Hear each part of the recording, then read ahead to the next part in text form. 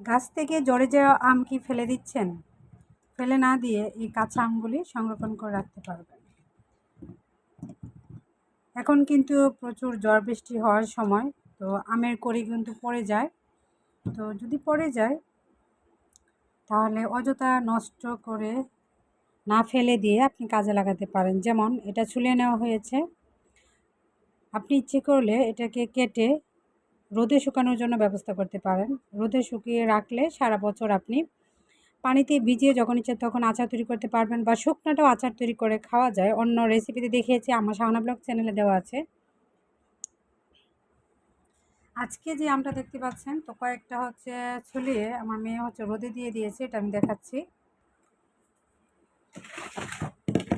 এই যে এখানে দেখতে পাচ্ছেন, এই যে ছোটো ছোটো করে কাটা, গতকালকে রোদে দিয়েছিল, তো আজকে শুকিয়ে যাবে পাতলা পাতলা করে। এইভাবে কিন্তু সংরক্ষণ করে সারা বছর রাখা যায়। শুকনাটাও কিন্তু খেতে ভালো লাগে মশলা দিয়ে। এভাবে নর্মাল ফ্রিজে রাখার কোনো প্রয়োজন নেই, ফ্রিজ ছাড়াও কিন্তু এভাবে শুকিয়ে রাখা যায়। আপনি একটি বয়ামে ভরে রেখে দিবেন। আর আজকে যেগুলো হচ্ছে আমি ফ্রোজেন করবো, এটা হচ্ছে আমি সরাসরি সিদ্ধ করে ফেলবো। সিদ্ধ করে ইচ্ছে করলে সস বানিয়ে খাওয়া যাবে, চাটনি বানিয়ে খাওয়া যাবে, আবার আমসত্ত্ব তৈরি করা যাবে এই কাঁচা আম দিয়ে। এখন হচ্ছে আমি চুলায় বসিয়ে দেবো আমসত্ত্ব বা চাটনি দুইটাই একসঙ্গে করা যাবে। সিদ্ধ করার পর এটা চালনি দিয়ে ছেলে শুধু পিওর যে পেস্ট বের হবে সেটা নিয়ে নেব। তো এখন আমি সিদ্ধ বসিয়ে দিব।